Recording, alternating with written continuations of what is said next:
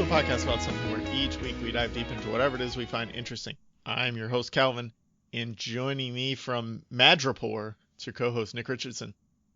I'm in Upper Madripoor. Let me just be specific. Gotcha. I'm high Dancing class. at nightclubs with Zemo and whatnot. Yeah, I'm in High Town, baby. Zemo's got them moves. Learn them from me. I believe that. I believe you have the exact same moves as Zemo. Right. They call me Baron Bemo. Fucker Good copied my one. name.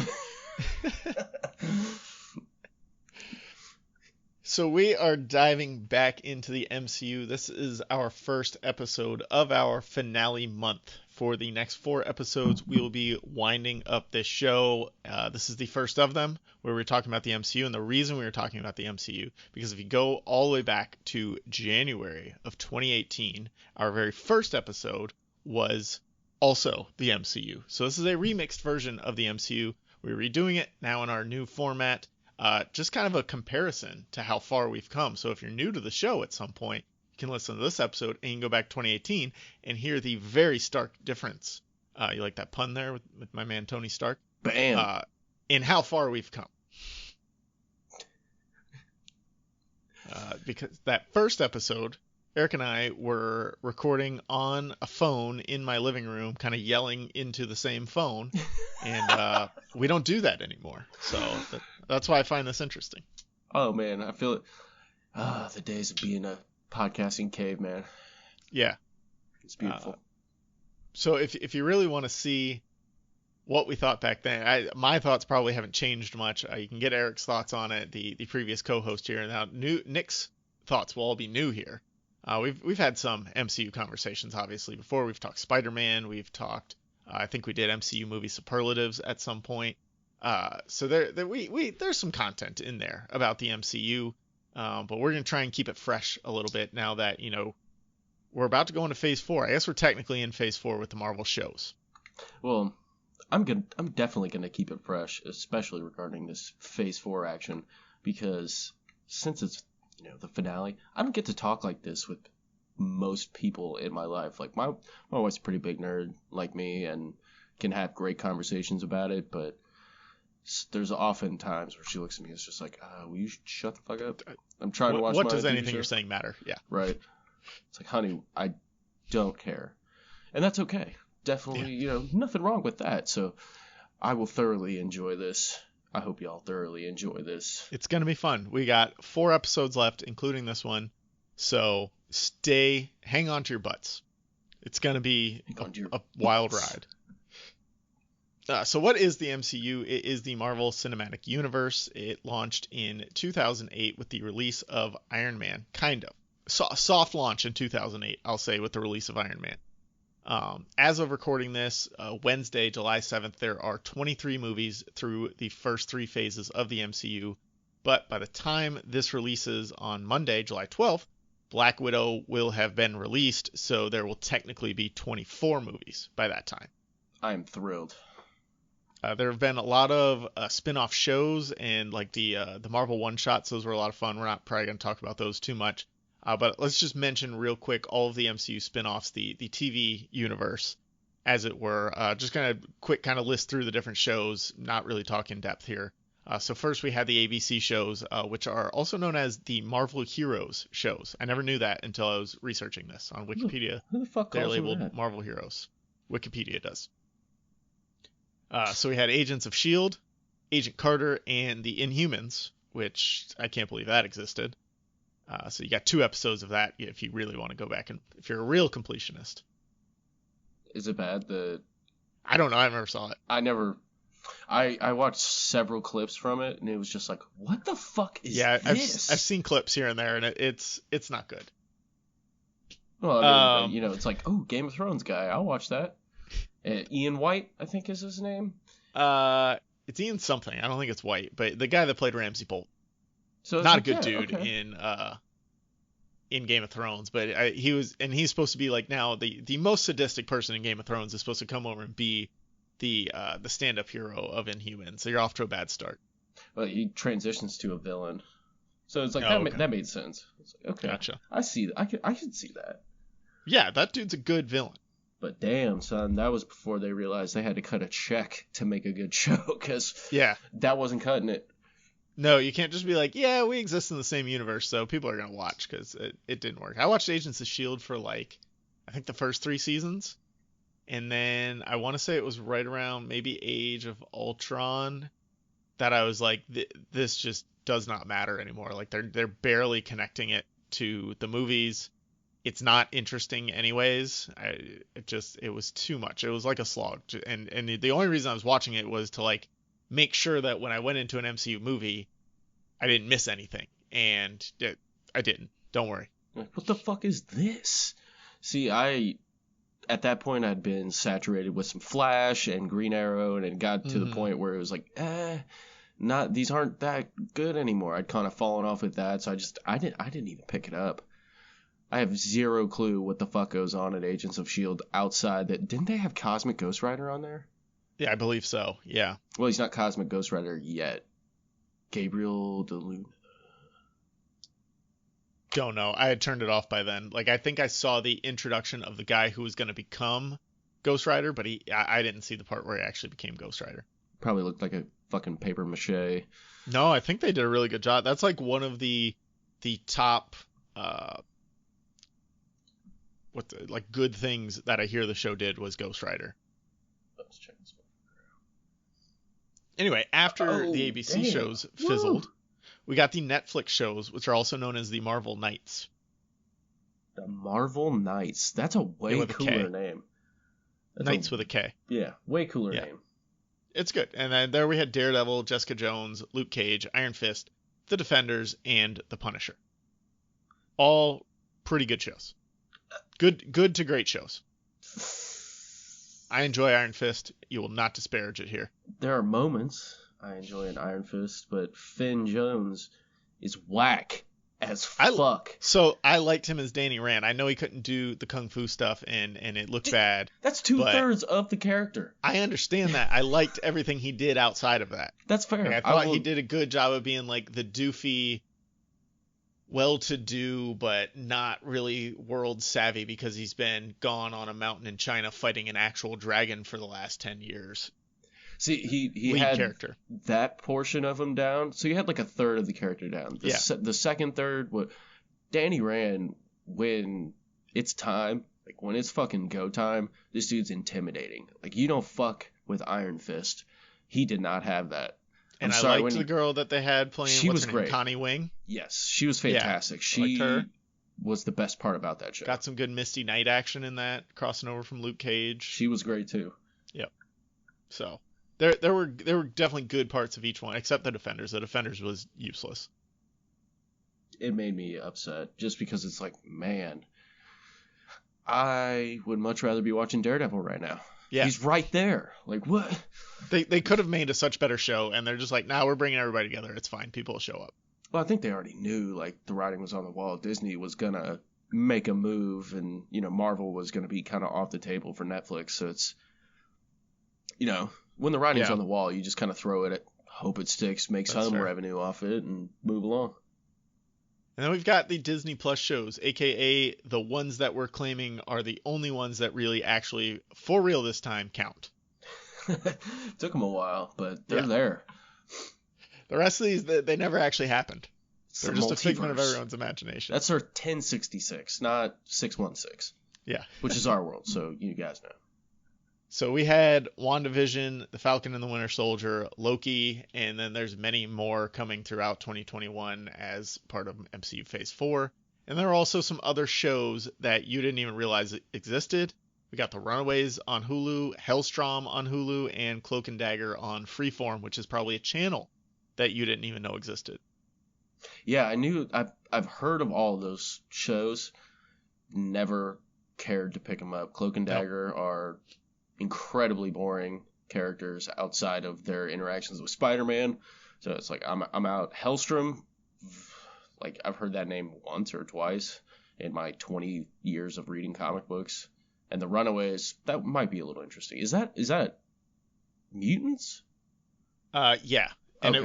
It was kind of supposed to be like a soft introduction to Mutants? No, because it wasn't necessarily supposed to be MCU, because I think Fox had them at the time. So it's in the same way New Mutants was there, kind of tangentially attached to the X-Men movies. Runaways was the same, kind of like the TV version of that. Huh. So yeah, but I think it did 2 seasons, and I don't know. I've never heard anyone say like it's great or worthwhile in any way. Yeah, I've never heard that at all. So before we get into our 5 fundamental somethings about the MCU, I want to mention that there will be spoilers ahead for potentially all current MCU movies and TV shows up to and including Loki. I don't think we'll be spoiling Loki, but we might. I've seen everything that's been released so far. Nick is not, so I'm going to try and stray away from it. But if it happens, it happens. And we are recording this before Black Widow is actually released, so there cannot possibly be any Black Widow spoilers because we haven't seen it. If you have somehow stumbled upon this after watching Black Widow, hoping for some sweet Black Widow content, not going to happen here. Sorry. Just go search your podcast app for the approximately 15,409 movie podcasts out there that are most likely releasing an episode on Black Widow this week. Oh, yeah. They've got it covered. Money. Yeah. We got you. I mean, there's definitely some things I will say about it. Yes, but not spoilers. No We might have some thoughts on it, but not actual spoilers because we haven't seen the movie. Not yet. I'm looking forward to it, though. So for our 5 fundamental somethings about the MCU, we're going to talk about where we got our start in the MCU, our top 5 MCU heroes, our top 5 MCU villains, our top 5 MCU films / TV shows, and the heroes and villains can come from the movies or any of the TV shows that were supposedly attached at one point in time to the MCU. And then the 5th one, we're going to talk about the future of the MCU, where we see it going or what we're excited for there. So let's start right out, Nick. Where did you get your start into the MCU? As a wee lad in, I was a 15-year-old. Couldn't even drive yet. When Iron Man came out, obviously very into comic books, I've loved comics my entire life. So that was something me and my dad did, is we went and saw like the first 10 MCU movies together. Damn. Yeah, before me and my wife started going together. No, it couldn't have been that much. Yeah, anyway, the first 10 would have taken you up through like Civil War, I want to say. Yeah, definitely not. So probably the first 3, but we'd watch like all the X-Men in theaters. We've watched all the Spider-Man in theaters. So it's kind of like tradition. Yeah. Was not expecting much. I could have cared less about Iron Man. Thought he was dumb. I had no idea who the fuck Robert Downey Jr. was. My dad's like, he's good. Trust me, he's solid. He was good 20 years ago, and then he's been an alcoholic for a while, and now he's back. And I'm sure he'll be fine. Right. So I was apprehensive. Everybody deserves a second chance, especially RDJ. Yeah. No, I'm not disparaging him on that, but like that was his story at the time. Is like he was good when he was younger in the 80s, and then hadn't done anything because he had his problems. Yeah, he went to jail. So this was his comeback. Was this his first movie back?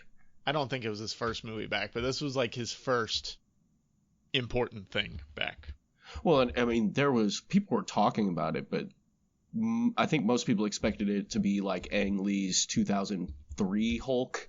Yeah. Yeah, I mean, it's insanely popular, but it was mostly for toys. Like it was a shit. He fought dogs. That was the big thing. Like he was in Zodiac right before this. Was Zodiac right before this? Yeah, 2007. The Shaggy Dog with Tim Allen. Come on now. Oh fuck, that's a rough. Kiss Bang Bang was in 2005. So he had done Gothica in 2003. It looks like he had been working, but nothing huge like this ended up being. Nothing leading man. And yeah. Needless to say, when I walked out of that movie, wow, it was one of like the freshest movies I'd seen in a long time, with a great mix of action, comedy, charisma, and just downright badassery. How can you not love? It was one of the few times I walked out of a theater like I could immediately go back in and rewatch that, and I went in giving zero fucks about Iron Man. Yeah, I'm in the same boat. I started right with Iron Man 2008. It was so fucking cool when it first came out, and then like a few months later we got The Dark Knight, and that was even cooler. And so all of a sudden it was like, yeah, okay, I'm proud to be a nerd now. Like that, they're doing stuff for me specifically now, which was really awesome. And it was such a good origin story for the character that, like you said, no one gave a fuck about him. Nobody knew a ton about Iron Man and his origins and like all his side characters, everything like that coming in. I surely didn't. I was just like, all right, superhero movie, whatever. I like the Spider-Man movies. I like the X-Men movies I've seen. I liked, to an extent, I liked some of the things Daredevil did. So like I was in on superhero movies. I liked all the Batman movies I had seen. And just they hit the nail on the head perfectly with all of the casting. Robert Downey Jr., Gwyneth Paltrow, even Terrence Howard. Like Don Cheadle is better than Terrence Howard by miles, but Terrence Howard was still really good in Iron Man. Well, Jon Favreau was the perfect guy to direct that movie. Mm-hmm. Stunningly perfect. He did a fucking fantastic movie. The CGI was just good enough. The practical effects were super, super good. His practical effect Iron Man suit was great. The fucking dude as Obadiah Stane, really good. Yeah. I can't think of his name right now. Why can't I think of him? Jeff Bridges. Thank you. I kept thinking Jeff Daniels, and that's the guy from Dumb and Dumber, and I knew that wasn't right. The movie was also smart enough to take itself seriously, but not too seriously. Yes, that was like the mid-level Fast and Furious movies, where they're like, all right, we're gonna do a heist, but we're also gonna do some crazy shit on the way. Right. It was feasible. It was one of the first, but the bang of Iron Man in The Dark Knight was one of those. It's like, okay, and The Hangover in there too. Yeah, I mean, it's good summer for movies. Due Date. That wasn't that. That was later. That was 2 years later. But anyway, that's when these movies started to be taken seriously, because before it was like X-Men 1, X-Men 2 to a certain degree, and Spider-Man 1 and 2 were like the cream of the crop. Like everyone thought those were going to be the best that ever, came out at the time. But there were still campy movies with some terrible dialogue, yada yada, not a lot of humor. And then I think Iron Man is, from a movie making standpoint, like I don't like the movie better than the original Spider-Man movies. But that's just because you like the character of Spider-Man better. A hell of a lot better. But I rewatched Spider-Man 2 the other day. Mm-hmm. And while I love that movie, there are some points in it that is just like, wow. Yeah. What the fuck? Iron Man is a better film Correct. than either of those movies, right? From a filmmaking standpoint. But I enjoy the story being told in the Spider-Man movies more than Iron Man. Just because I like the character better, and I like to stick with Peter Parker because he's kind of your everyman more so than Tony Stark ever will be. And Iron Man, it gave us those incredibly fun, like only in a comic book movie moments, while still, like you said, it was still grounded enough in our real world that you could kind of see it happening. It's kind of feasible that you believe that maybe this technology could exist if we really pushed it, Oh, definitely. I mean, it's totally feasible that in 2008, a billionaire could totally do some shit like that. I could totally see, if they wouldn't get sued into the fucking ground, I could totally see Elon Musk donning a suit of armor that shoots missiles and lasers and shit and flying I'm surprised around. He hasn't yet. I think he's a little old for it. I think he gets that. He's not very fit either. RDJ Well, he just had a kid, sleek. so he's probably building it for when his kid's like 16. Instead of giving him a car, he's going to give him the fucking Iron Man suit. That'll be the Tesla S22. It's just an Tesla Iron Man suit. Dude, that'd be sick. Oh my god, that'd be so cool. He should. I'm going to tweet at Elon Musk. Be like, dog, you should really do this. Please. That would be so Sweet 16. fucking cool. Iron Man was an important starting point for the MCU because I remember seeing it in theaters and you didn't stay through the credits and nobody did. The only movies that had really done it at that point were Pirates of the Caribbean movies, and nobody even knew that those had post-credit scenes either. So it just wasn't a thing in 2008. But then the buzz kind of started up on the internet and in like these nerdy friend circles that there was a stinger scene there with Fury kind of announcing the Avengers. And you weren't going to pay to go see the movie again just to see that. And YouTube wasn't really at a place where you could, like, it existed, but you couldn't just find any movie scene you wanted to at the drop of a hat like you can now. So it was like pirated. You'd have to pirate that shit. yeah, and there's like 15 people standing up in the middle of it trying to walk out. It was weird. So like you just kind of heard this buzz for 6 months as, people had seen it and some people had stayed, and you're like, and you think most of the people are just lying to you, right? And no, that doesn't happen. Why would they do that? It doesn't even make any sense that that Iron Man's not the starting point for the Avengers. That doesn't mean anything. But it's just, as a comic book, I mean, I think the Avengers were like the furthest thing from anybody's mind when it came to an Iron Man movie. The Avengers were C-list until, this scene. Yeah. And so just a quick side note, at the time, like Marvel didn't have this grand MCU plan either. At the time, it was just a fun Easter egg. And they did it again in Incredible Hulk, and then they did it again in Iron Man 2, and I think that's really when it started to pick up steam, that these are really all connected, and they're going to cross over at some point, and Marvel really started moving towards that. I think in the beginning, it was just like, yeah, let's throw them in there, it'll be fun. But I don't think they could have ever imagined that 15 years later, they're still making these movies, and they're still all connected, and the continuity is mostly good. There's some missteps in the continuity, but that's okay. It's like 90% solid. And yeah. I don't think this was an accident. I know Kevin Feige was like involved in Marvel Studios at that point. I don't think it was an accident, but I also don't think it was a serious plan that they're like, we're gonna fucking do this. No. In 4 years we will be releasing an Avengers movie with all these people in it. I think it was really just, this is really good. Like, what you put together here is really fucking solid. We got to leave something. We got to leave the back door open just in case. Like, what if this does make money? And it's there's always a devil's advocate. They got it right with Iron Man. Incredible Hulk was but Edward Norton fucked that movie up behind the scenes. Yeah, but Captain America could have been awful. Chris Evans did not have a good track record at that point, especially in comic book movies. Thor could have been awful. Chris Hemsworth was a nobody. Like, that could have just completely fallen flat. Tom Hiddleston was a nobody also. Thor was if those B and C movie, B and right. C lister. If those two movies just absolutely suck and bomb, the Avengers doesn't happen anyways.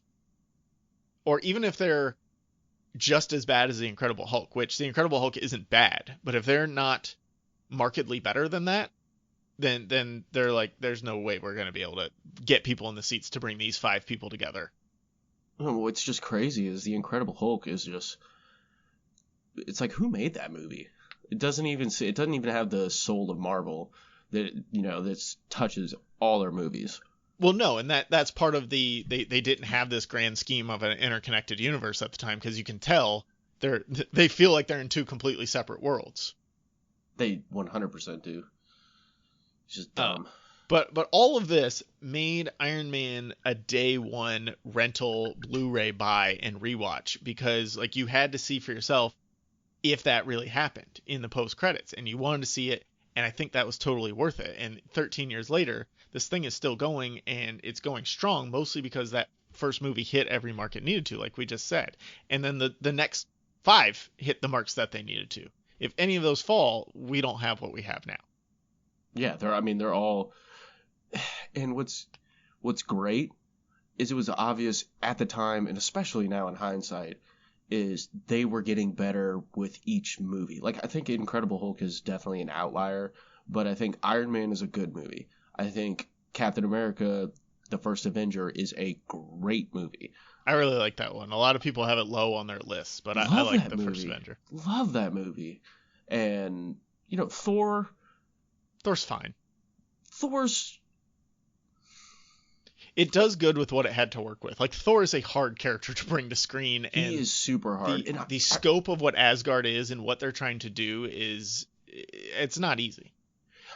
Honestly, I think I would refer to it as great if I never got Thor Ragnarok. Yeah, well, and they're trying to bring this high fantasy world to try and make it feel more grounded and real life, and it's not easy to do. But could you imagine for a minute if Iron Man and Incredible Hulk's release dates were flipped? Do you think we have the MCU if Incredible Hulk comes out first? No chance. No chance. Because you don't have a bona fide star that you can work with in the future. Like, Edward Norton burns bridges wherever that dude goes. RDJ, I think, had fun. So it's like, fuck yeah, I'll come back. Of Well, course. and so you have to think that the last few movies that are attached to Marvel are X-Men, X-Men 3, Spider-Man 3, Blade 3, the Incredible Hulk, and 2003's Hulk. Like all they're just missing and missing and missing. Nobody's gonna show up to Iron Man. If Incredible Hulk comes out first and then Iron Man comes out, that's like the fifth strike of Incredible Hulk. Nobody's going to see Strike 6 in Iron Man. Everybody's just gonna I think assume you're it's gonna right. be bad. The last gasp of a desperate man. Yeah. Yeah, no chance, dude. All right, so let's talk about our top 5 heroes. So we've got 5 each. We're just going to talk about who we like, why we like them. So we can't pick a whole team, but each member of a team counts as its own hero. So you could like pick Drax, but you couldn't pick the Guardians of the Galaxy, if that makes sense. It makes total sense. All right. So when I picked my 5, I only accounted for their characterizations within the MCU, not the entirety of the character's history throughout comics and other movies and all that stuff. So it's just what are they like in the MCU. Right. I'm going to go first. Hit me. With Luke Cage. Dude, nice. Yeah. Want to go off the board here. I love Luke Cage's setup, mostly. He's this bulletproof guy. Can't really be hurt, but he never takes that for granted. He's extremely cautious. Well, let's not say extremely cautious. He's relatively cautious for a bulletproof man. And he does try to like plan out his attacks and strategize a little bit. He always stays true to himself for the most part. Doesn't try to take on anything bigger than he can handle. Like he's perfectly fine saying like, nah, that's not me. We're gonna let the Avengers handle the Chitauri. I'll take out Cottonmouth. You know, he understands his limits, and I think that's important with a hero. Oh, 100%. And I think Luke Cage is one of the sickest heroes. Like you said, he's not abundantly cautious, but I think he's a certain kind of cautious that fits his characterization perfectly, which is, this might be a little woke, but being a black man in America. That man's had to be cautious the majority of his fucking life. And it's personified in like his heroing. It's really weird. And John Coulter did a fucking awesome job with it. Mike Coulter, I'm sorry. He's aggressively cautious. Let's say that. Or cautiously aggressive. I love it. No, it's just like... Because he'll throw down right away if he needs to, but he knows what he's getting into before he'll do it. He's not just going to walk into something blind. Absolutely not. Like Jessica Jones would often do. He's very mindful of his words and actions, but he's decisive. Mm-hmm. All right, so who is your number 5 hero? Number 5. So I can pick from the Netflix shows? Yeah. Anything that was at one point supposed to be connected to the MCU. Okay, I had him as a runner-up, but Daredevil. Yeah, he's good. Daredevil. Matt Murdock, blind, played by Charlie Cox. Dude. Really good. He brought that. I used to love reading Frank Miller's Daredevil back in the day, and something he did so well was portrayed this really conflicted character between his faith and his actions, like his moral obligations and the background he came from. And while I'm not a faith kind of guy, I definitely understood the inner conflict and stuff like that. Plus, I mean, he's the man without fear. That's dope as fuck. And yeah, they brought him to life perfectly. Thought it was amazing. I would pay tens of dollars to watch more Daredevil. Yeah, I want to see Charlie Cox shine as Daredevil. I don't care about, Fulton Reed as Foggy or whoever the woman was that was playing, what's her name? She's really hot, though. Karen Page. I guess. That's her character's name, but... Kingpin, Vincent D'Onofrio's Kingpin was really good, but... So good. I don't care about the hand or anything like that, but, like, getting more of Charlie Cox and Vincent D'Onofrio's Kingpin would be really cool, and... Like, if anything came over, like, I just mentioned how much I like Luke Cage. I don't care if he comes over into what the MCU is now.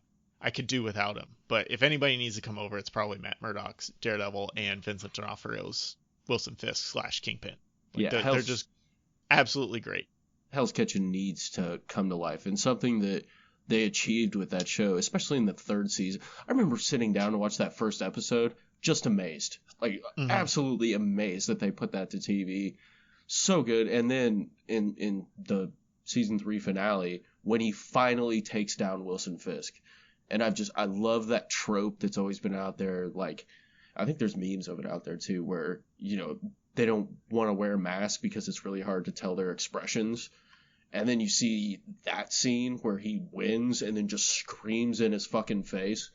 Yeah. So good. All right, my next one is The Wasp. I dig, man. I dig. Yeah. Evangeline Lilly was great. She does a fantastic job in both Ant-Man and Ant-Man and the Wasp, just bringing the Wasp to life. Like, Paul Rudd's great, but I don't think either of these movies work without her also.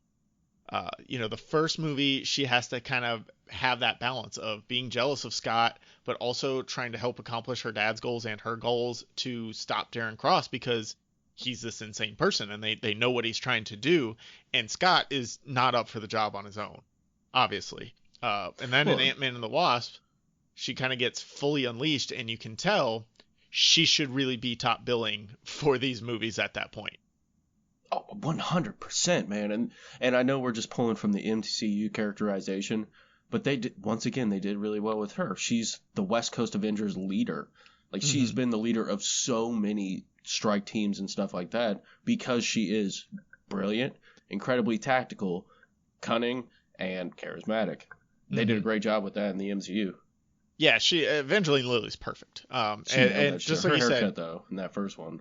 Yeah, that's rough. I think it's a wig. It's gotta be. Yeah.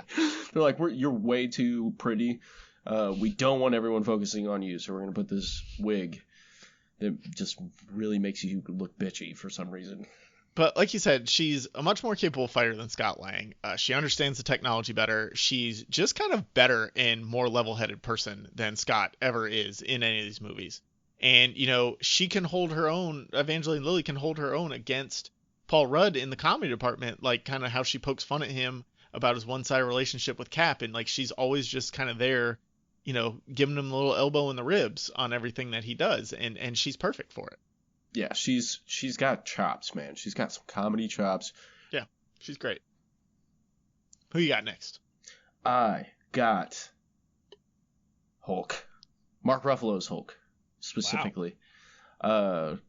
Always been a huge fan of the Incredible Hulk, and while I think they've done my boy dirty, the first Avengers movie, unreal. That was, watching the Hulk was so cool. And obviously, Bruce Banner, I really wish they would do like they would have done some kind of origin story for him that was specifically with Mark Ruffalo. I think it would have been a lot better. But he nails it as, once again, the conflicted character of Bruce Banner in The Incredible Hulk. Yeah, Hulk's always been one of my favorites too. He's very interesting, that inner turmoil with him of trying to control his anger, but also needing to let loose his anger to fully realize himself, and how the two sides don't like each other because they don't understand each other.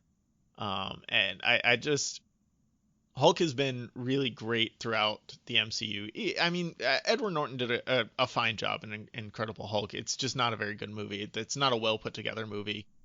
They don't give him a lot to do, and I think that's probably a lot of his meddling is like they were doing so many script rewrites on the fly because of him that the movie just feels a little disjointed. Yeah, and I don't think he has it. Like, he's good, he's fine, but I think Mark Ruffalo. Plus, this is their third outing at creating the Incredible Hulk, and I think they just did third a time's the charm. better job, Like, I just never really sat well with the Edward Norton Hulk outside of that, like, first scene in the bottling plant. Mm-hmm. That felt very Hulk-like. Mark Ruffalo just does such a brilliant job as Bruce Banner. Like that. He does. He gets both sides of it, and you can the tell. Other guy spit it out. Mm-hmm. That shit was heartbreaking. Good choice. I like that. My next choice is even better, though. My boy, Captain America. America.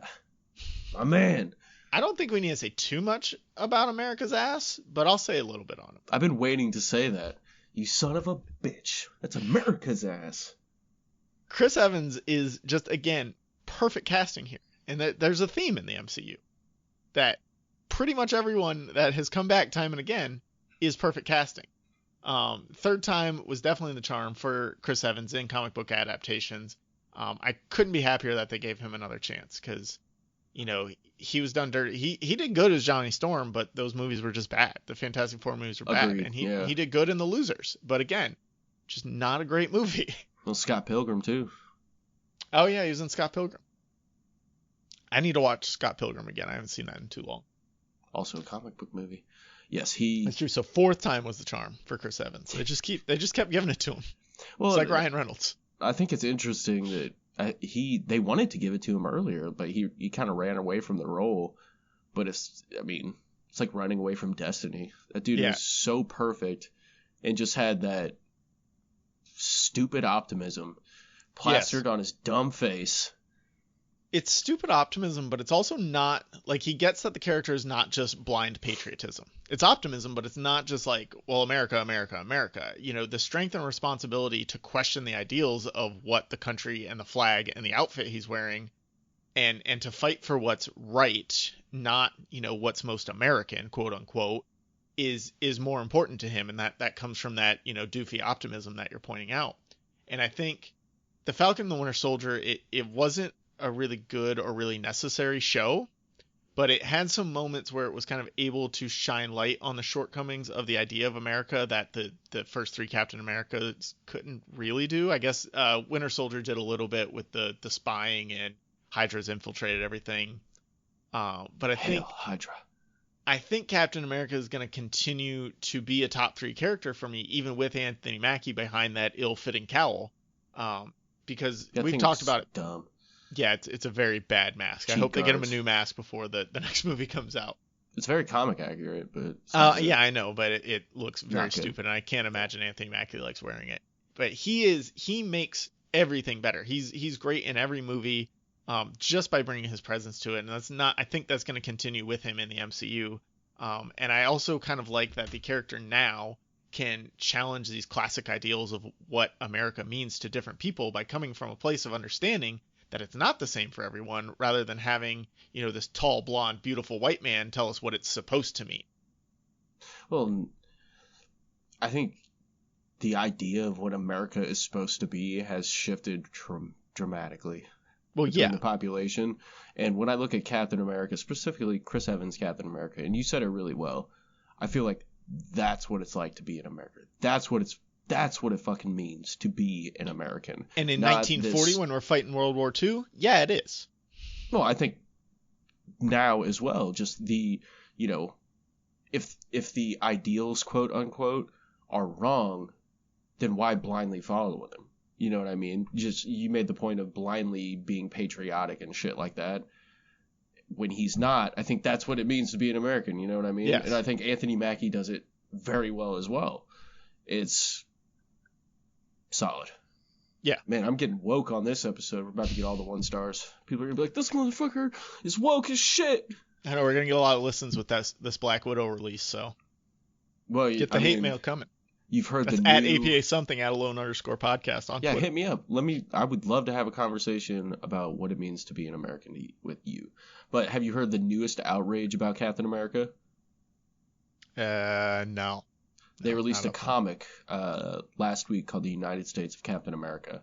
And there is a new young gay man who has taken the moniker of Captain America. Oh my God! That's not even it. The original Captain America, Steve Rogers, has a conversation with him and basically says, you know, these people, they built up what the American dream was, but in reality, it never fucking existed. Oh, I saw that panel. Yeah. Right. Like how they say it existed. This ideal, it's muddy. It's gray water. It's like, you know, you got to navigate it on your own accord. And I didn't know the full context, but I did see those panels. Yeah. Oh my God, it's so unreal. And I think he's basically just saying, you know, dude, it's all right that you're gay. Like, well, yeah, America is not one singular thing that can be wrapped up in a bow. You know? No, it's not. America is not white men and women marrying each other, procreating, and praising Jesus. But the people who are going to be loudest are the ones that think it should be, and they think that their way of life should be that only thing. And well, yeah, so that's what America's about. It's like, nah, sorry. All right, let's move past this. Getting too real here. What's your number 3? Fucking woke, bro. My number 3 is Captain America. America's ass. Dude, that thing. I think we're gonna have the same top 3 for some reason. He's fucking packing. He's got cakes. He was doing them squats. Okay, Chris Evans is my wife's celebrity crush, and when that happened, audibly she goes, "Oh."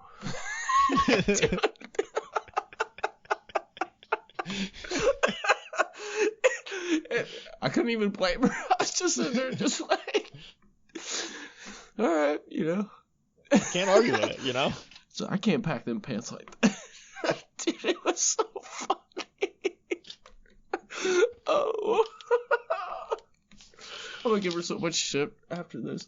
So we kind of kicked Captain America up and down the street. Yeah. Love the character. Sorry, I'm like crying because I was laughing so hard. I never cared for Captain until once again I got the comic book background in an Ultimate Spider-Man by Brian Michael Bendis. This is pre Miles Morales. Captain America is the fucking man. Like, Peter Parker keeps trying to, be a part of the Avengers to a certain degree, and Cap's just like, listen, kid, you're not fucking ready. And then he ends up saving Peter, who ends up dying in the end anyways, but, Cap shows up and nearly saves the day, and, like, as Peter's dying, you did good, kid. And it's like, that's my guy. Fucking love Cap for that. And when the MCU came to life, it was like, okay, they did a good job. They captured that for me. Yeah, I completely agree. I don't completely agree. Sorry. Agree with me, Kalvin. No, I agree with what you're saying about Cap, but he was always one of my favorites. My top 3 like comics and other media Marvel superheroes are Spider-Man, Cap, and Hulk. So like he was always up there. I was really excited for the first Avenger to come out. I was a little let down by the Winter Soldier because it was a little too much political intrigue for my interests. And then Civil War hit, and I'm just like, all right, I'm back. And so good. Chris Evans just did such a great job at every piece of it. Sidebar: if you're looking for some great Hulk reading, read The Immortal Hulk. Okay, on it. Amazing.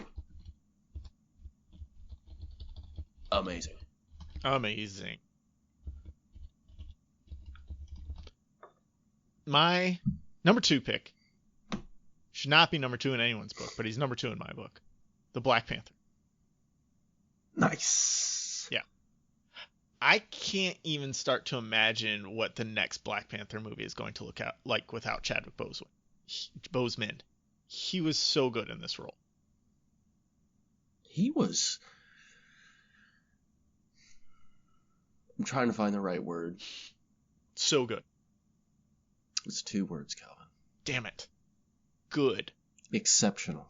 Yeah. There you go. No, but he was absolutely stunning in this. And just beyond him, because it's going to be hard to talk about the role beyond him because it doesn't exist yet. The character design was still really awesome, even if it's not him behind that mask. The way he uses the suit and all of the technology and advanced weaponry he has access to, it's just all super cool. And my favorite moments for Black Panther still go back to Civil War when we first get introduced to him, and it was just immediately obvious in Civil War that he was just cooler and better than all of the other heroes that we had met so far. Well, it's just, okay, this man is lethal AF and regal AF. Like, it's believable. Yeah. And I don't know what they did differently in Civil War versus Black Panther, but he seemed to just move so much faster in Civil War. And watching him chase down Bucky and Cap through the streets is still one of my favorite MCU scenes of all time. Well, I think it's because we knew how fast Captain America is. Yeah. And we learned very quickly how fast Bucky is, but I don't really think you see many references in regards to speed with Black Panther after that. It's usually running solo or... Right, he's either by himself or he's with other Wakandans who are using the same advanced tech, right? Or they're riding Right. on these big rhino things. So yeah, you don't ever get to see it really again, other than him chasing them down, and it's an awesome scene. Awesome. What do you got next? My number 2, correct? Yes, Scarlet talking Witch. big old deuce. Ooh, Big Scarlet Witch. second most powerful Avenger. Nope. Look, man, Vision does not have a real body. Can't be hurt. I mean, I guess he can get a mind stone ripped out of his head. That motherfucker But other got than his that, ass whooped. He's got constantly. vibranium body. And got wrecked repeatedly. They took that motherfucker apart. They took That's him. true. How did they take him apart? That's fair. Like, do The they have Scarlet Witch stopped vibranium? protecting him. Do they have vibranium? Can No, they just they got- cut into him? No, they had Corvus Glaive's little thing. Right, that could cut through him. So, anyway, Scarlet Witch, one of the most. She's obviously a Omega level being. I refer to her as a mutant.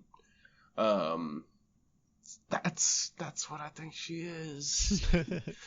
But anyway, she's just incredible. Like, her powers, her storyline throughout the MCU is great. Coming as a orphan child who grew up as basically a guerrilla fighter who was experimented on and now has mind control powers to a certain degree. That's pretty dope. And the utility in which she uses her powers throughout the MCU is also super dope. And Elizabeth Olsen is great. That's pretty much what I got to say about Scarlet Witch. She is. Other than the fluctuating accent, she does a great job portraying. I'm cool with, because I think it makes sense within the MCU. It's heavy early on and it slowly fades away. When I think she's had a predisposition to American, people speaking English in America is what I mean through television, like we learned in That's Scarlet true. Witch. I think she has that in the back of her mind. Like, if you went abroad and spent a couple years in England, like, you'd probably have that accent readily available. But as she's among Americans more and more, I think it just fades away. Natural. Yeah, okay. I'm on it. All right, so number 1, drum roll.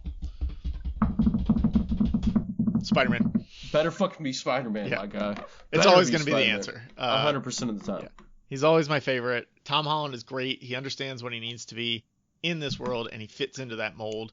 I get the criticism that these movies make Spidey feel like Iron Man Jr., but that's not Holland's fault. It's not Spider-Man's fault. It's the direction that the movies wanted to take him, and that doesn't make Spider-Man any less amazing.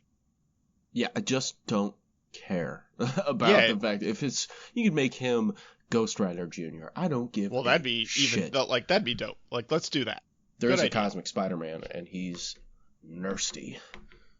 Tom Holland just feels like a teenager in a way that Tobey Maguire, Andrew Garfield never really did. That's a big part of what makes this character so great in the MCU. He always feels like he's in over his head, and that's when Spidey works best. Because even though he's in over his head, he's going to find a way out. He's going to find a way to do what's best. He's an everyman. Yeah. With great power comes great responsibility.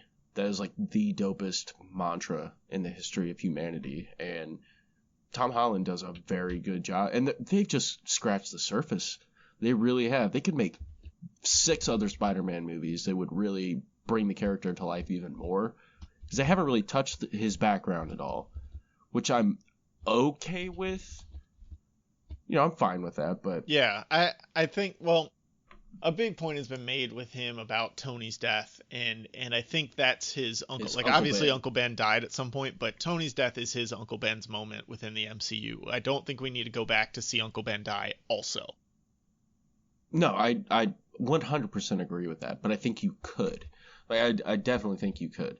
But what is it, Infinity War, when he's fading away? Like, that really did a number. Because, I mean, Spider-Man damn near seems invincible at times. Like, he took Captain America. He's a kid, obviously. He's doing all this crazy shit, building his own suit. He didn't take Captain America. He fucking he took stood Captain up America. to Captain America. That's saying something. Yeah. Oh, it definitely is. That's saying something. And Spider-Man could kill Captain America with one punch. So easy. I don't know about that. Captain America's yeah. still a super soldier. He could kill, like, War Machine with one punch. Ant-Man. No, he could kill Captain America. He could probably take Captain America's head off. Legitimately. Just him catching Bucky's arm and just like so that nonchalantly. Whoa, one of you the have a coolest metal things. arm? Yeah. Dude, you have a metal arm? That's so cool. Like, that was prime. And the look Spider-Man. on Bucky's face was like, what the fuck? I've literally never had this happen. This is interesting. And I remember when they released the teaser for that, and hey everyone, I watched that trailer. His appearance times. when he shows up to the airport is great, but I'm pretty sure they put him catching the arm in the trailer too, and that was too much. I don't recall seeing that until the movie. Really? Okay, maybe I'm misremembering. We don't need to see everything in the trailer. Stop making trailers so vast. Dope. Like, about to go see Space Jam 2 in a couple weeks. I feel like I know the entire movie. Not that it's like a huge plot, but like I've so many trailers and so many commercial spots. I could tell you exactly beat for beat what's going to happen in that movie as it happens. Yeah, I tuned it out. Ha! You know why. Porky Pig rap was it for me. Dude, I have a thing right now, man. I love rap music, but they're literally just abusing that in advertising like fucking crazy. Pop-Tarts, dog? Why does rap music need to be why do you need to have like, because it's fucking Pop-Tarts. It's like, hey, you want a pastry filled with fucking sugar? Holler at me. It's called Pop-Tarts. I think it's objectifying to a certain degree. So obviously, one of Nick's top MCU villains is Pop-Tarts and rap music. So we're gonna move into our actual top 5 MCU villains here. Don't get me. I love rap music, but I don't think I'm rap trying to music get you off Pop-Tarts and fucking rap Pop-Tarts go together. All right, we're gonna move on if everyone's okay with that. No. Away from Pop-Tarts and rap music to the top 5 MCU villains. No, Kalvin. Again, same thing. 5 each. Who are they? Why do we like them? I am not including Loki here. He is the most obvious of all obvious answers here. I'm purposely excluding him from my top 5. I don't think it's fair to pick Loki. He's given way more screen time than any of these other ones and character development than anybody else, to the point that if he wanted to, you could probably claim he's a hero at this point in the MCU. So he's an anti-hero for sure. I'm not touching Loki. For me, Thanos is off the table. I did not pick Thanos, but that's so just Thanos because he's not Loki my top 5. Are off the table. Yeah, boom. So he just shut us off now, I guess. My number 5, I went back to... You go first this time. Do I go first? Yeah.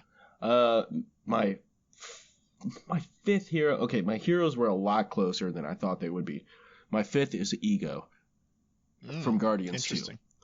That dude is a sociopath. And especially being a Celestial, he has enormous power. I mean, he's a fucking living planet. He basically jizzed all over the goddamn solar system, and he's got fucking kids out the wazoo, and then murdered most of them, 99% of them, and tried to do 100%. His goal is to literally take over the universe, and he had a great way of doing that, except for he fucked with the wrong Terran. I like the idea of Ego. I don't know that I like the execution of him. Like, Kurt Russell's great, so I'm not trying to take that away from him. There's not much about Guardians of the Galaxy 2 that I really liked. And so Ego just like falls into that. And so it's not ever on the top of my head when I'm thinking of things I like, because it's too heavy-handed. There are like these long, boring stretches that feel like nothing's happening. And there's a lot of forced familial relationships and like building of these relationships that it just feels forced the whole time. I'm not a fan of Guardians of the Galaxy 2. And so I think Kurt Russell's great performance of Ego kind of falls victim to that, and why he's not on my radar for this. See, I think it's kind of the opposite for me. I knew Ego before this came out, and I just wasn't on board until I saw it. It was just like, okay, I never really thought of a living planet as being necessarily lethal or like capable of really doing anything outside of their immediate territory. But that kind of changed the game with Ego, the execution in the movie, and that really brought Star-Lord to another level as well. Like, I think the end game of it did, but I don't know that what happens in the movie really did the things that it was trying to. I think you could have done it by shaving 60 minutes off that movie. That is definitely true. You turn that into an hour and a half movie, it is a 9 out of 10. But it's 2.5 hours long. You know, it's way too fucking long. Or 2 hours and like 14 minutes. Something stupid. My number 5 pick, going back to Luke Cage with Cottonmouth. I don't know if he really counts. Because Marshall Ali. Yeah, I mean, you give me Mahershala Ali as Brooklyn Kingpin with a Biggie poster behind him in his office. Give me that every day of the week. I'm there. I can't believe he wasn't the final villain of Luke Cage. And when he died in like episode 6, the show just lost most of its charm. They killed him off way too early. That was I wasn't happy dumb. with that. Well, it was one of those where it was like, okay, you have a diamond in the rough. He is it. Mm-hmm. And you just and pissed on him. We're gonna push him out and bring in Diamondback, who was fucking terrible. And Alfred Woodard was all right, but like I don't know. There's just something cool about Mahershala Ali. I feel like he would beat the fuck out of me.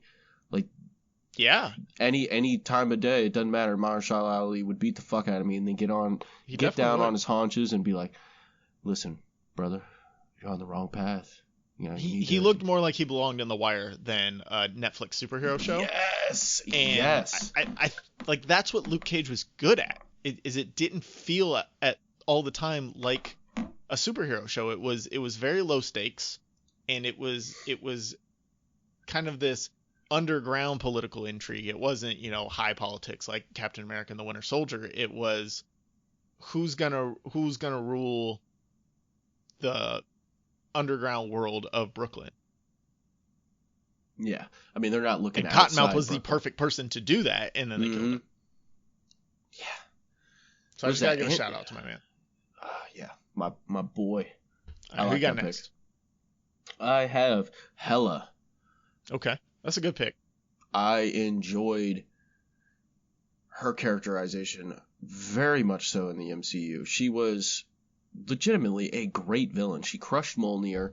She revealed how terrible of a person Odin, was in his younger days. She brought Thor and Loki together. I gotta say, I'm so glad they didn't redeem her. Yeah. That would have been stupid. That would have been dumb. Let her be bad. Let her get eaten by a giant wolf.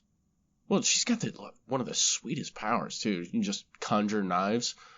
Well, her fighting style is insane. And I like what you said about how they didn't redeem her, because it would have been so easy of you had this gem in Cate Blanchett playing Hela, and she did such a great job. And it would have been easy to kind of pull a Loki with her and just be like, no, we want to keep her around. She's so good that we want to keep her around, so let's keep her around. And they didn't take the bait on that. They were like, nope, she's here for one movie. We're going to kill her.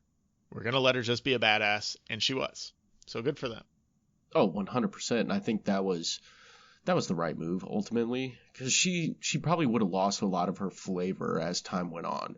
Yeah, well, and then you get this kind of dueling Lokis, which is not going to be fun over time. Of like, who can be Lokier, And I don't think that's what you want to get into.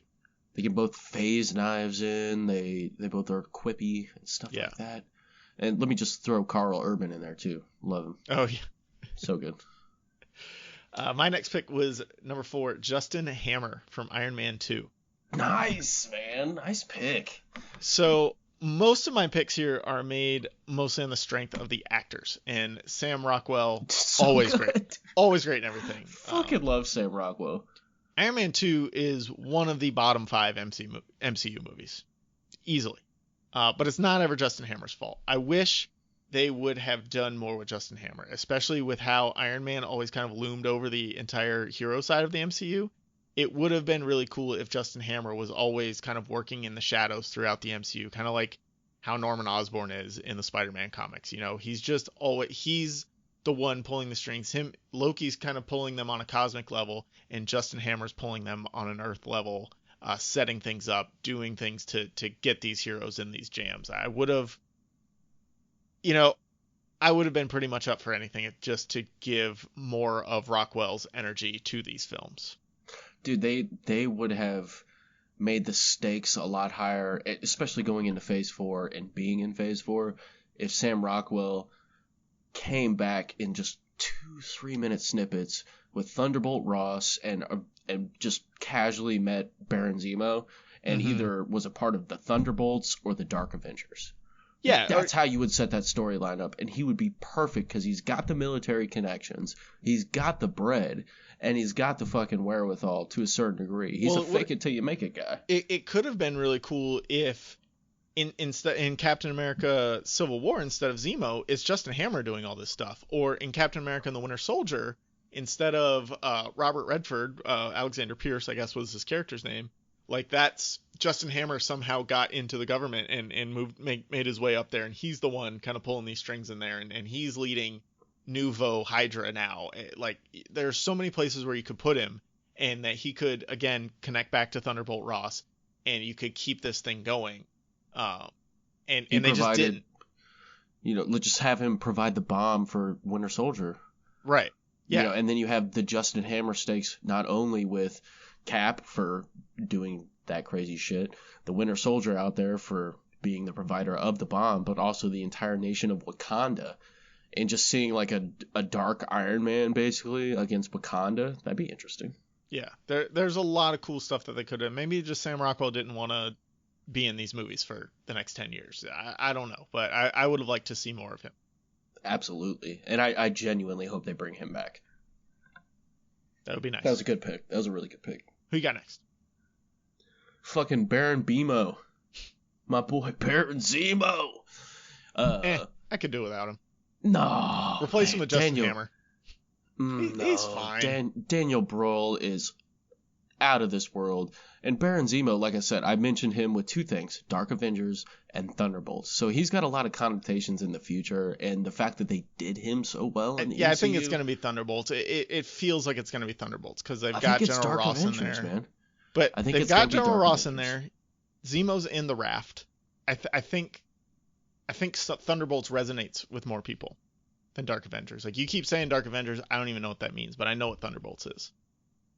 Get Flash Thompson to be Agent Venom somehow. We got it. Dark Avengers is started by Norman Osborn, so I think... Yeah, so we don't have Norman Osborn. So how are we going to get there? Yet, but he's reportedly going to be... Fucking everybody's reportedly in the third Spider-Man. Like, let's not even get into third Spider-Man rumors. Let's just say he is. Okay, well, I'll not touch the subject, but... All right, go on with your Zemo. He's just a normal-ass dude. He is. And he successfully took down the entirety of the Super Soldier program and continues to this day to take out the Super Soldier programs, other Super Soldiers outside of these said known programs, etc., etc. Dude's super fucking rich too, and he's got a little class. He's not a mass murderer. He's not crazy. He's a genius. Very interesting character. And I hope they do more with him in the MCU. But I think Daniel Brühl he's definitely there. Like, he's going to be back. Believable as like a major captain villain. Yes. They did such a good job with the Winter Soldier that it's like, okay, yeah, this dude could really give Captain America fits, and it's not just physically. No, and you're right. And Darren Brühl's great. Whoa, what'd you say? I said you're right, and Darren Brühl's great. I just like other people better than him. That's fair. He doesn't excite me in any way. All right? He's no Sam Rockwell. Yeah. Can we do a follow-up episode in like a year and a half when Dark Avengers and or Thunderbolts comes out? Or there's word of it and then we can just theorize? Maybe. The feed is going to stay active, and like 30% of the reason it's going to stay active is if I need to talk about something other than TV, I can come back to this feed and just put out an episode on it. So hit me up. Yeah. So my next one is Carly from The Falcon and the Winter Soldier. I'm just kidding. It's not. That would be. I was going to say, she was awful, man. I just give you shit on Baron Zemo, and I'm going to go Carly. No, it is Ghost from Ant-Man and the Wasp. And so this is the only pick. Yeah, this is the only pick that has nothing to do with the strength of the actor, because the actor's not very good. She's all right. Hannah John Kamen. I've only seen her in this movie and Ready Player One. She does pretty good in Ant-Man and the Wasp, but the character design is the selling point here with this villain. Yeah, her powers are sweet. Yeah, they did a great job with her phasing effects, making her look like a formidable opponent to both of the heroes. And then you add in her tragic backstory, and she's kind of the hero of her own story. You've got an almost perfect villain there. She's like a normal-ass person that just found her way into correcting her life. Right. Well, and she was in the wrong place at the wrong time. She got fucked up by some PIM particles, and now she's just trying to fix it. And she needs lots of money to fix it, so she's got to start stealing shit. I get it. Give me the money. Yeah. I mean, hashtag Ghost did nothing wrong. Hashtag free Ghost. Yeah. Who you got next? I got Wilson Fisk. Yeah, I should have picked him. Once we started talking about him, when you started talking about Daredevil, I was like, I should have picked him over Cottonmouth, but Wilson I stuck Fisk with is something I didn't think I would feel with Vincent D'Onofrio is fear. Like, I'm not sitting here like afraid of a TV, obviously, but I didn't view him as like a big dude, but he fucking nails it, man. And he's no Michael Clark Duncan on the screen, you know? But he's got the range that Michael Clark Duncan could never even sniff. Like, he's just got that really sociopathic kind of fucked up guy behind those eyes. Mm-hmm. His facial expressions are just so good, and you feel like that man could swallow you whole. It's freaky, and his crime wherewithal and just knowledge, so good. He's got the right attitude. That's for damn sure. And he pulls it off so well, and I'm sure they do some fun. And Charlie Cox is not a big person, so that's helpful. But I'm sure they do a lot of stuff with the cameras to make him look more imposing. Because Vincent D'Onofrio is not a huge guy. He's not like he's The like Rock. 6'3" or something. But he's not like bulky either. Like no, you look at other portrayals of the Kingpin, and he's a fucking wall, literally. Like look at Into the Spider-Verse, right? Or that was his appearances in the comics. Like he's just huge. And I'm not saying that the character has to be that. Oh damn. That's pretty solid. Yeah. Yeah, he's bigger than I thought. Wilson Fisk-esque. I mean, Charlie Cox is like 5'8", so that helps. That does help a lot. But he, I think both with Daredevil and the Punisher, you really get to see it in his connections. He knows what the fuck to say. It would have been really cool if we could have seen him cross with Cottonmouth. Yeah, that would have been great. For some Underground Kingdom shit. Like if you get Cottonmouth cornering one of Kingpin's, lackeys, and he's like, "Who fucking sent you?" And the lackey shoves his face down a spike. That would have been cool too. Would have worked twice. All right, so my number 2 is Killmonger from Black Panther. Damn, son. Yeah. Number 2? Yeah. Michael B. Jordan is awesome. And it's the same with how when Black Panther showed up in Civil War. When Michael B. Jordan shows up in Wakanda, there's something different about him. He's just cooler and he's better.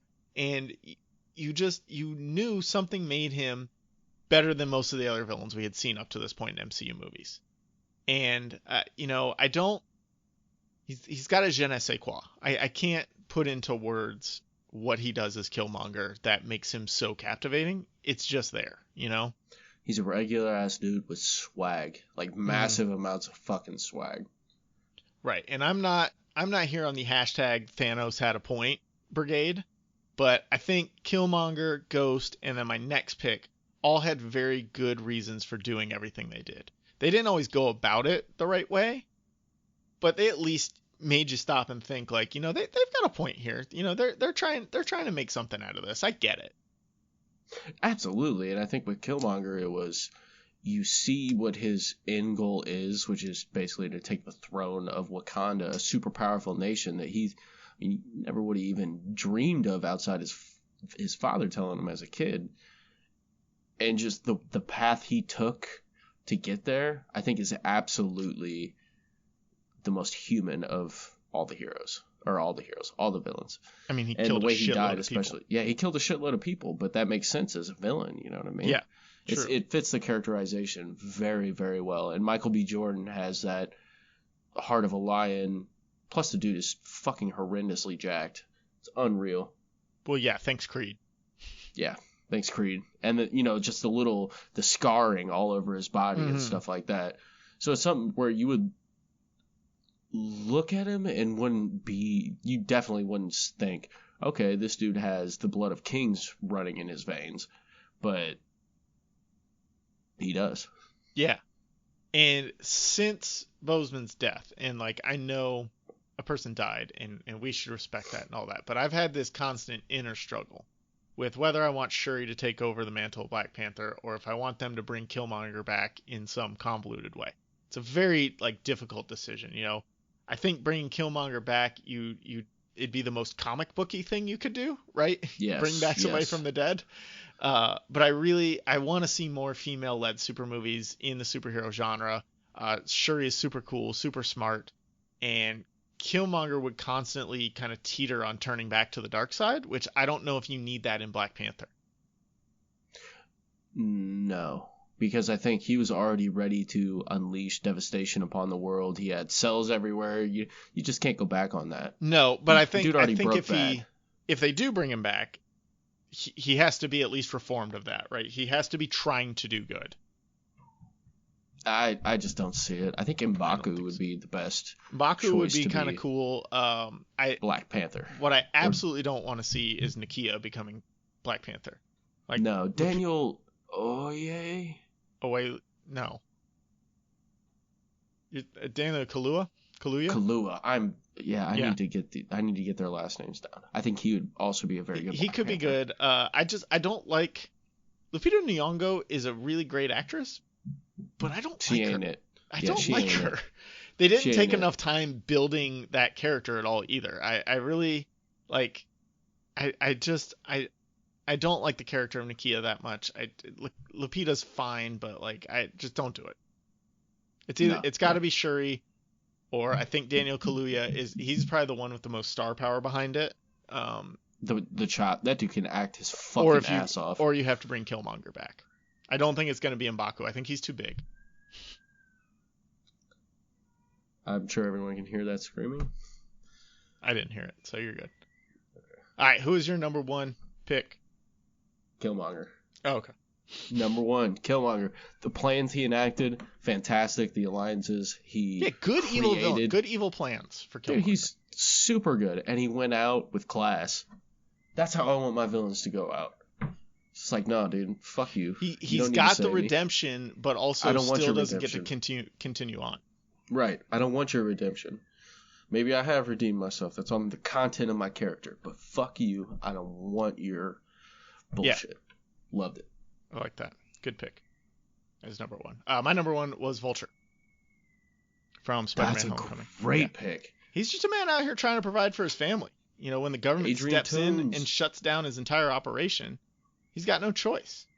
And I like the wrinkle of him being Liz Allen's father. That's really great. And just the way it put Peter Parker on edge, and now the struggle that he has. And I just love Michael Keaton. He's incredibly fun to watch. I really hope they follow through on bringing at least him back in the third Spider-Man movie.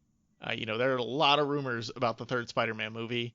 I don't want to get into all those, but he is supposed to be back, and that's going to be cool. That would be fantastic, because he's great. He is. Michael Keaton's always great. When he answered that door, dude, oh my god, so good. That was good. All right, so let's go to our top 5 movies and shows. We picked 5 MCU movies and shows each. We're just going to talk about what the movie is, when it was released, why we like it. I have no Spider-Man movies on my list. They're all really fun, but they're not in my top 5. I try to pick movies here that if I'm laying around on a lazy Sunday and want to just watch something fun, this is what I'm going to put on. These aren't necessarily the best films. These are just like the ones I want to rewatch the most. Absolutely. All right, so I go first here. My number 5 is Guardians of the Galaxy. Great pick. There is absolutely no reason that Guardians of the Galaxy should have been as good and as fun as it was. And it's still amazingly fun every single time you watch it. Just endless fun. Well, so that's why I like that movie. They nailed it with the casting and the soundtrack, the writing, the directing. It's like an Iron Man Jr. in the sense that it takes B-list characters and makes them dope. I don't even know that they're B-list characters. Like, nobody heard anything about any of these characters before. They are F-list characters. Yeah, and bringing them on the screen in the way that they did and having it work so well is absolutely amazing. So, good job, Marvel, yet again. Yet again. What do you got for number 5? Number 5, I got Infinity War. Okay. Mostly because it's just a great movie, and Really sometimes is. I like a little, kick in the shorts. Like, it's pouring rain outside here right now, so a day like today, or like a time like right now, would be a perfect time for me to just sit down, listen to the rain, throw on Infinity War, and watch the sadness. So good. Yes, watch the sadness. I agree. I have more thoughts on Infinity War when I get there because it is on my list.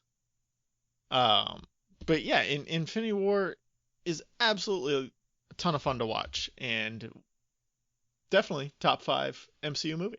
That's all I'm gonna say on it right now. It feels like it could be a little shorter, but it has no wasted time.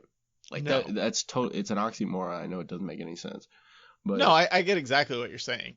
And the ending. Dude, god damn it. That ending. Yeah. Was so good. My jaw hasn't hit the floor like that since I saw fucking Rachel Weisz's ass in Enemy at the Gates when I was like 12. Wow. All very right. specific. Very specific. I was gonna go back to Divatox and Turbo, a Power Rangers movie, but all right. No, that was it, man. Enemy at the Gates it is. Yeah. It's just like, damn. My number 4 is Ant-Man. Heist movie, superheroes, Paul Rudd, Michael Pena, T.I., Anthony Mackie. You've got yourself a stew going here. Oh, you fucking right you do, buddy. Yeah. Ant-Man's incredible. It really is, man. It has no business being good. No, he's such a dumb character, and it doesn't, like, the physics don't make sense, and that's okay. They do such a great job of introducing the character, setting up how he can do everything he can do. I already talked about how great Evangeline Lilly is, and how great her character is, and then you add all these other people on top of that, and it just works. Surprisingly well. I did not think it would work. I was like, oh, this is going to be a stinker. I mean, you put Paul Rudd in anything, it's going to be watchable. Well, you put him in a heist movie and you add in all these other elements, it's rewatchable on rewatchable on rewatchable. Well, that was like their first heist movie. I think it's really their only heist movie. And well, I mean, we have the Time Heist. Yeah. For me, in the back of my mind, I remember Ant-Man vividly smacking his girlfriend in the comics. So it was just like, I wasn't familiar with Scott Lang either. Like, he was Hank Pym. I didn't know anything about him. Yeah. And then they hit you with that shit. Yeah. So much fun. All right. What do you got for number 4? Ant-Man and the Wasp. Oh, all right. I like Ant-Man and the Wasp too. Also a heist movie.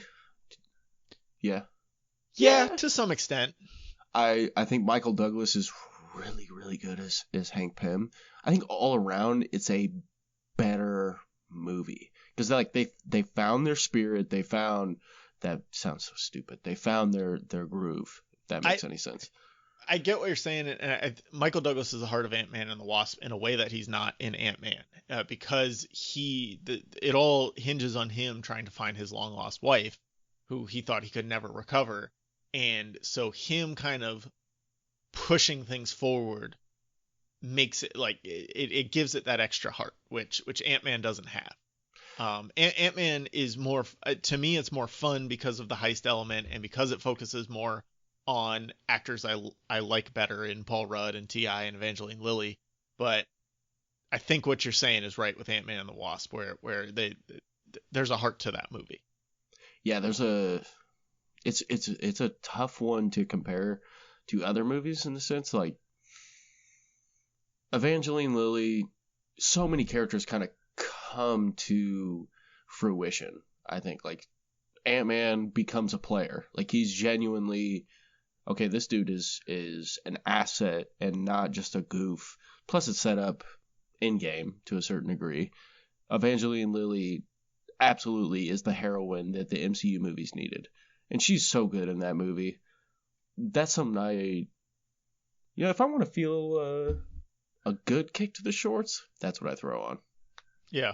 All right. I feel you there. My number 3, Avengers: Infinity War. That's a great pick. Yeah. I know I picked it at 5 because it's sad as fuck. Yeah, it's Um, hard. It's hard. it's a great pick though. But so up until the last 20 minutes, it's a ton of fun. The last 20 minutes are rough. It's But just I will dude, all it's like going yeah. 100 miles an hour for 3 hours. hmm I'm It's always tough. going to pick Infinity War over Endgame.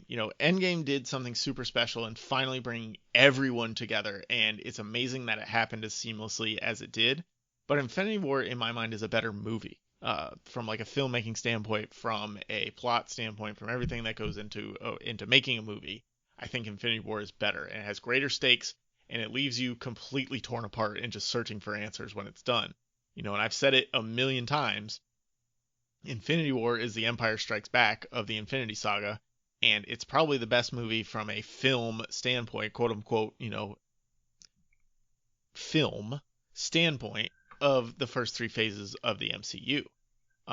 It, That's such a great analogy. It is the Empire Strikes Back of the because MCU. even in the Star Wars, in the original trilogy, like nobody says Return of the Jedi is their favorite. It's to me, it's the most fun movie again, but it's not the most well-made movie by any means. And that's kind of like what Endgame is to Infinity War is you have to cap it off. The good guys have to come back and win. But when you take your second installment and leave the bad guy on top, you're just confounded by it, and Well, you kind of don't know what to do with yourself after you leave that theater. you just pass the time until you can see the conclusion. That's Right. it. That's all you can do. What do you got for number 3? Number 3, Black Panther. Oh, Ooh, we've talked a lot about Black Panther. we have. Very happy to see this. Black Panther was, I wouldn't say he was a favorite character of mine. He's probably in my top 20. There's several moments I had with Black Panther that I really enjoyed. So going into the movie, it was just like, okay, this is sick. It opens a whole new world and just a whole different side of the MCU that hadn't been readily available yet, which was the technological advancements that is provided by vibranium in Wakanda. Like Mm-hmm. that is unreal. We had teases of it throughout, and I think everyone else's mind kind of went to adamantium when you thought of like Captain Shield and the strongest metal in the MCU and stuff like that. It's But then they more than hit that you though.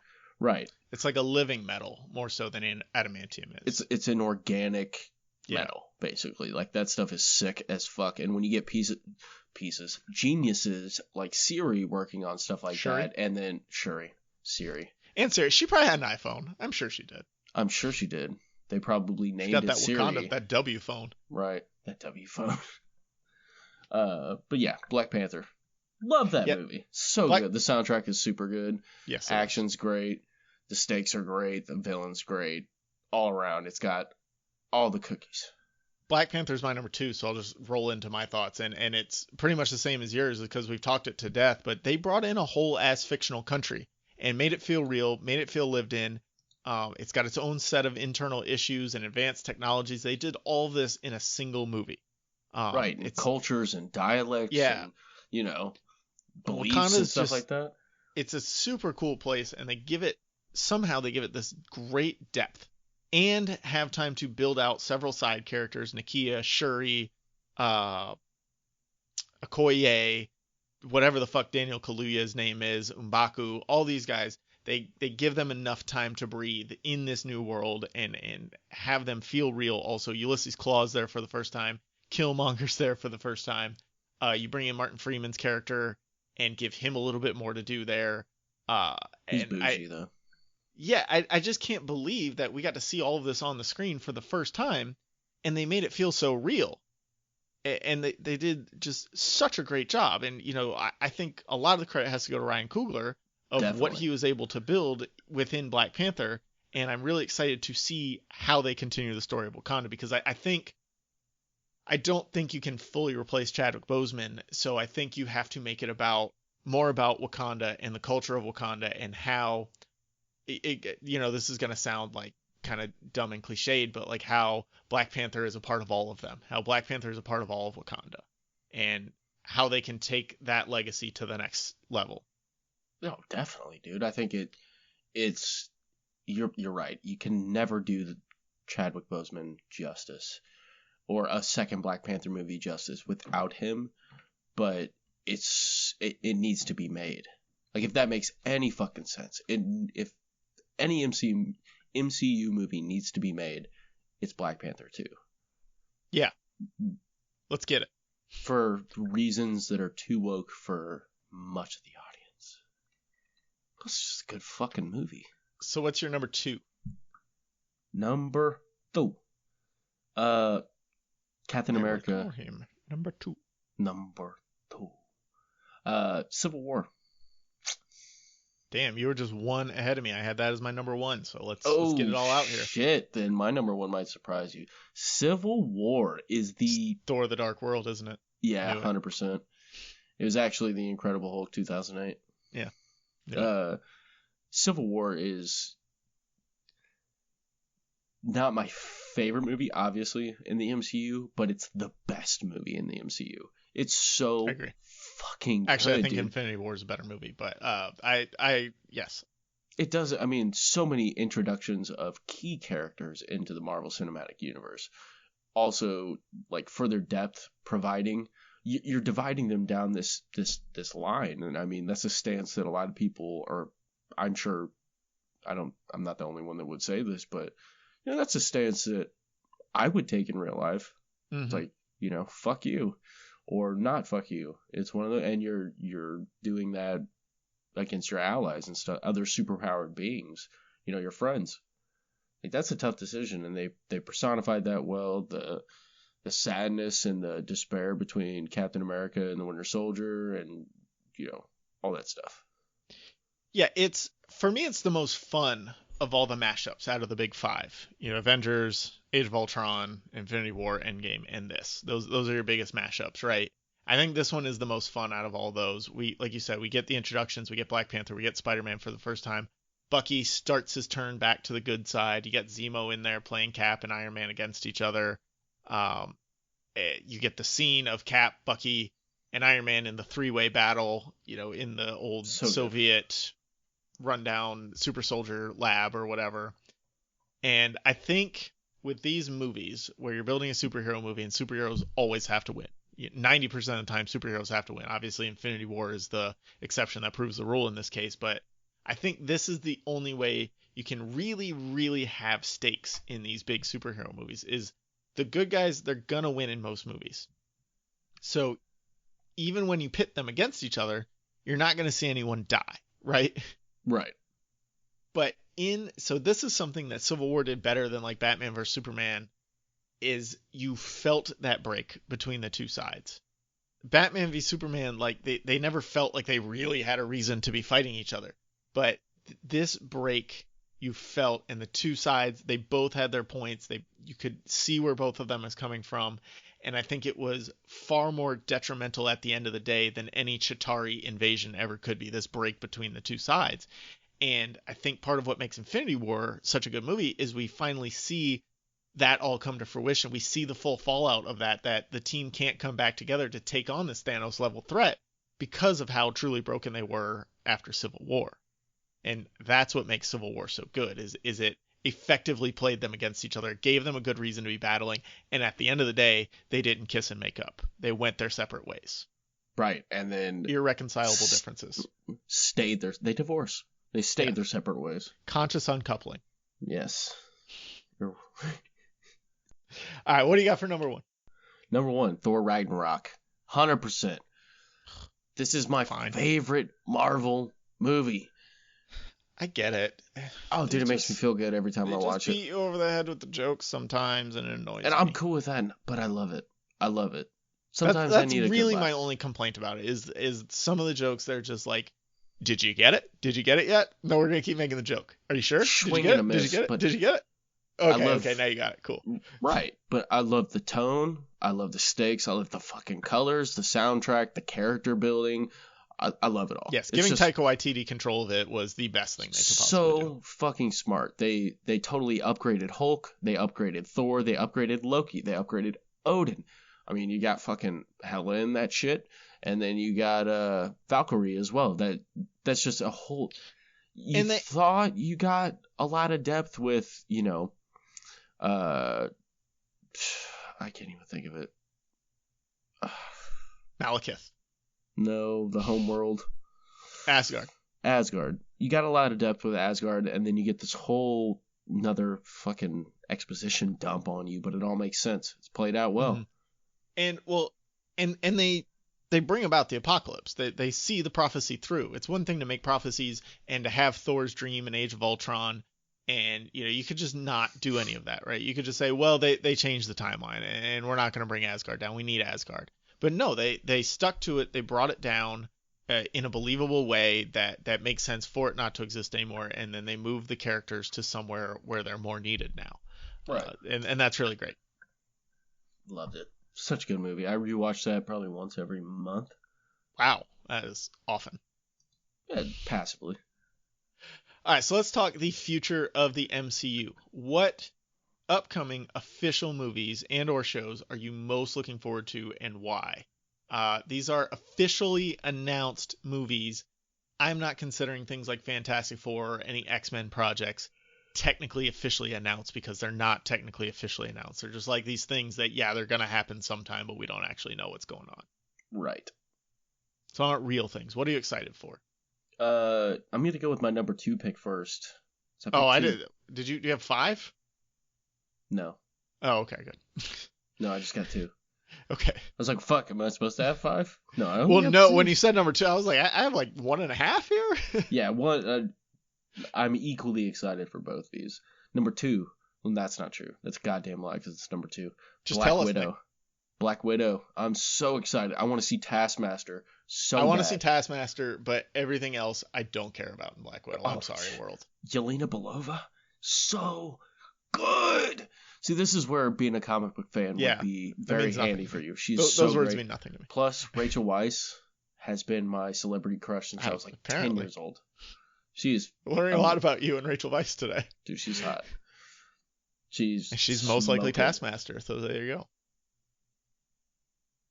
I never even thought of that. Yeah. Do you ever see her and Taskmaster in the same place? Didn't think so. You don't see David Harbour though either. No, I think, but David Harbour's fat. Taskmaster looks kind of fair. Oh man, that'd be so that was hot. Something that our boy Kobe told me, pointed out on Twitter at one point, and I was like, yeah, I think he's right there, because it doesn't make sense to make this female-led like girl power movie and then have the bad guy just be some beefy dude knocking the shit out of women for 3/4 of the movie until they turn around on him. That shit's tight, America. I'm not excited about Black Widow. I'm sorry. The character's fine. I don't really like Scarlett Johansson that much. This is a movie I never wanted, and I don't get you people that do. I don't get it. We've heard her story. She's done. I don't care about what happened in Budapest. Give me all the female-led movies in the world. This ain't it for me. I don't want her. I'm done with Scarlett Johansson. I know this movie is most likely more of a movie to introduce Florence Pugh as the new Black Widow, and she will be Black Widow throughout Phase 4 in the next few phases. And so she's going to come in and do all this Black Widow stuff, but we have to meet her first. I get that, but I don't care. I'm sorry. Yelena, that's fine. I mean, Yelena Belova is fucking tight. I want to know what happens in the Red Room. I got another background. It's like Jason Bourne. But we know. We know what happens. You don't know, though, Kalvin. We do. You don't know. You don't. You do. Give me the proof. She was sterilized. She was abused. She was taught to be a murder weapon. What else do you need? Fucking dancing. Yeah, there's dancing in there. I don't know. Ballet shit. So what's yours? I got 2 also, like 1.5, like I said. Spider-Man No Way Home, obviously, and I really want to see Quantumania. Yes. Quantumania just seems like it's going to be wild and super fun. So, seems like, outrageous. give me more in the Ant-Man world. Like, I love everything about the Ant-Man world. Spider-Man is a no-brainer. I want to see how they handle his outing as Peter Parker and how he continues to kind of rise to the occasion and become one of those forefront characters in the MCU. I I don't think we're actually going to get a fully realized Spider-Verse here. I don't think we're going to see Tobey Maguire. I don't think we're going to see Andrew Garfield. I don't think it's happening. There's nothing other than people on Reddit saying it's going to happen that it's actually going to happen. Like there's no it's going to happen. There's no backbone to any of those rumors. But it does, like, it'll be cool to see Alfred Molina come back. It'll be cool to see Keaton come back. It'll be cool to see Jamie Foxx come back. Hopefully we get kind of a fully realized Scorpion in there too. He's been kind of teased for the last 2 movies, so those are the things I want to see. I don't care if we bring Tobey Maguire and Andrew Garfield into it. That, to me, I feel like at this point that would be shoehorned in. They don't fit in this story. We don't need them. Like, they can stay in the past. This Peter Parker can learn from the people we've got fucking 50 heroes already. He can learn from them. He doesn't need other Spider-Men to teach him. Yeah, but the Spider-Verse, bro. Does it really fix the critique of, well, he's just Iron Man Jr. if now, instead of, like, finally Iron Man's gone, the shadow of Iron Man's gone, but now we're going to bring in these other 2 Spider-Man to be his mentor. Like, he's got to get out of the shadow of a mentor at some point. He has to be a hero in his own right. If you keep bringing in mentor characters, that's never going to happen. So, like, I don't want to see more people come in to tell him what to do. You don't want to see Iron Spider Jr. squared? The hero is sick. Unless, if you're doing Spider-Verse, just bring in Spider-Pig. Then we're good. Spider-Ham. Spider-Ham, sorry. Bro. Peter Porker. It's about family. All right. I know. I always think so. Like, my mind always goes back to the Simpsons movie where he does the Spider-Pig thing. Spider-Pig. Yeah. Spider-Pig. So that's why I always say Spider-Pig instead of Spider-Ham. My bad, John Mulaney. All right. Yeah. So what was you said you had 2. What was your other one? Shang-Chi. Okay. That looks pretty cool. I cannot fucking wait for the Master of Kung Fu, Shang-Chi. Yeah.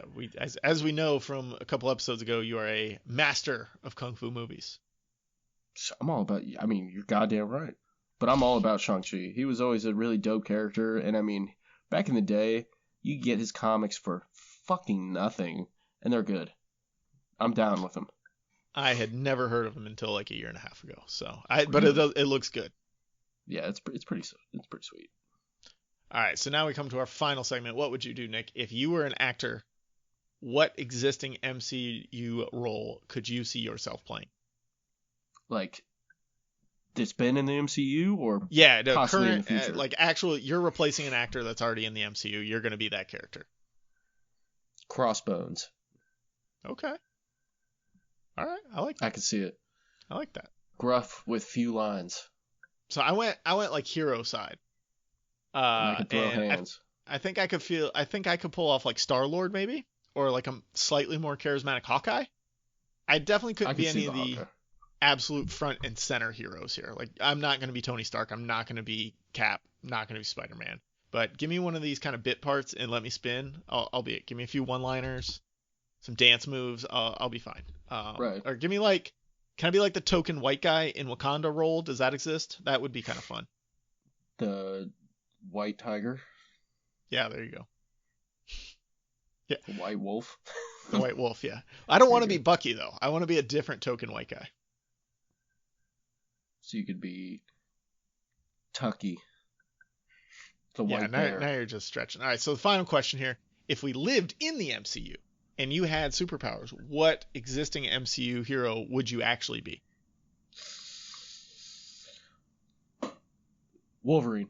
I know. He's not in the MCU. I know. I would be the Hulk. Okay. I like that. I mean, That's Spider-Man for me. My answer is always Spider-Man. I would love to be. I just don't have the charisma. I don't have the quippy one-liners. I feel like that comes with the territory, though.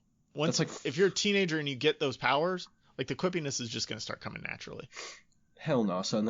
It would still come 4 hours later while I'm laying in bed. Damn it, I should have said that bad guy. Maybe he's still webbed up. Let me go check. That would have been sick. Your mom's the fat one. Ha! Gotcha. Yeah. Well, why aren't the cops here yet? I don't eat halal, so something like that. That's fine. I like Hulk. Hulk would be a good one. I think I feel like I could do that. I could get mad. That was my nickname back at my first job. As a little busser, people were like, I don't know if that's the nickname you want to carry around, Nick. So it turned out all right. You got anything else on the MCU before we move on? I don't. Me neither. That was a good talk. We've got a few MCU episodes in the backlog. If you want to hear more from us and our ideas on the MCU, go back and listen. We had a lot of fun here today. Again, follow us on Twitter to tell us your favorite things from the MCU. That's at APA something and at alone_podcast. As this is finale month, got to talk about our new projects. Nick's existing project is the You Are All Alone podcast. You can find all that information on alonepodcast.com. And my next project will be the Magic Number is 3 when it comes to TV podcast. And there's a couple episodes on the feed right now if you go search it on your favorite podcatcher. And you can follow us on Twitter at Magic3TVPod. And there will be more news coming there as we finish up this show and I start moving to that show. So if you're interested in TV, definitely give that a follow. And we'll be coming hot and heavy soon there. You should do it. Kalvin's got things to say about TV, and it's good stuff. Yeah, we got a lot to say about TV over there.